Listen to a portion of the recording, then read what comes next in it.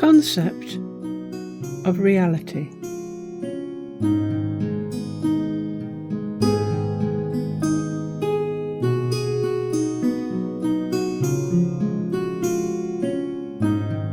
Do you think you are perceiving reality? I suppose many would answer yes. Some of the less thoughtful may even say, of course.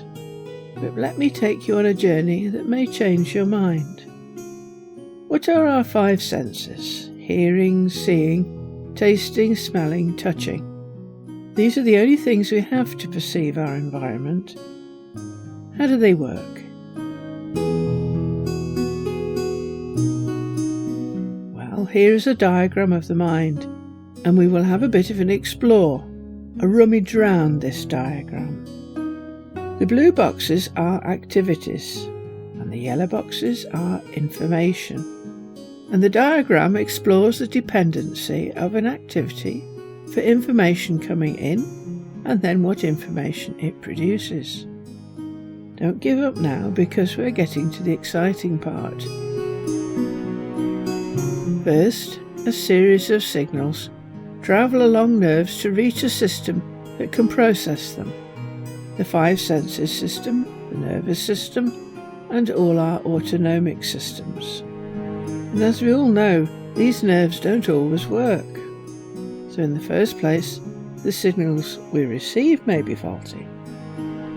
Then our sensory systems turn the signals into information that can be used by the mind, the sensations.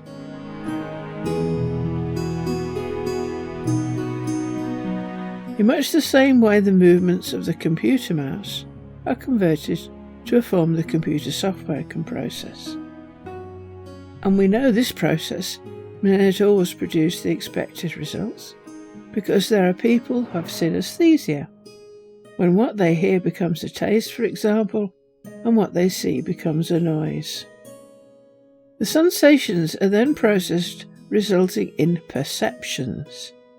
The activity that does this considerably adapts and reduces the sensations to make them suited to what we are and what we need. The emotions we experience also have a big influence on what we remember. Pain and pleasure both have a major influence.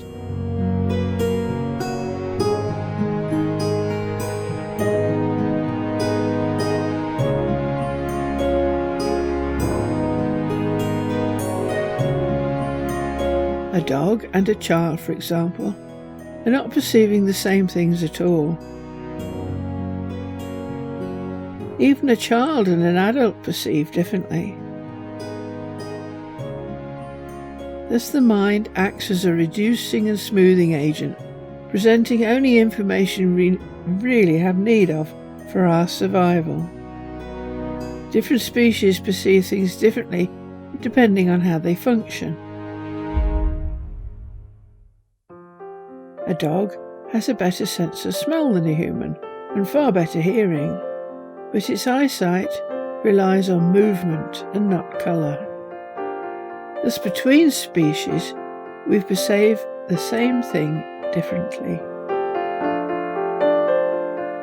But even within the same species there may be differences.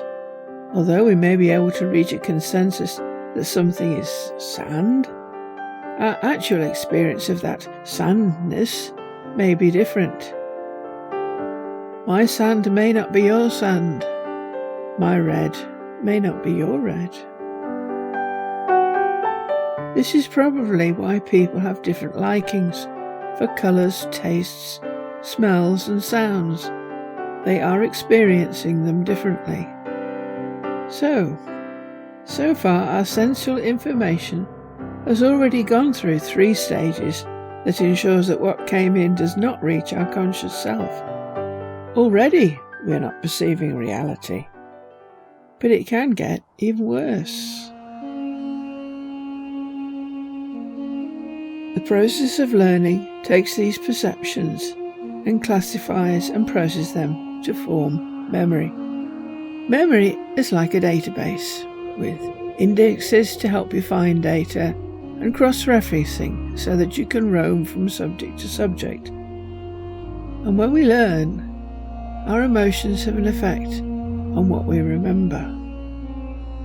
Our very limited experience may result in a database that is entirely incorrect. The data may be there, but out of date, wrong, or wrongly classified. And far worse, some vital data may be rejected because it does not agree with our existing model. The closed mind. A surprisingly large number of people are close-minded and refuse to accept data that contradicts what they believe. So far we can see that the chances we know reality are virtually zero. In the diagram, the personality is us. Driven by our objectives, our will is constantly making decisions on what to do next. Although it may have access to perceptions, we've seen that our senses can let us down. The conversion of sense data to sensation information can be faulty. The conversion of sensual information to perceptions reduces what is there considerably, and emotions play a big part in what is kept or discarded. Reasoning can only use what is in our memory, and as we have seen, our memories are not at all reliable, because learning can be so hit and miss. All of which means we never know reality, and indeed mankind's constant dramatic mistakes are because we make the entirely incorrect assumption that we do, made 100 times worse by a total lack of humility or acceptance of just how wrong we can be. And the ones who suffer are not the ones who make the mistakes.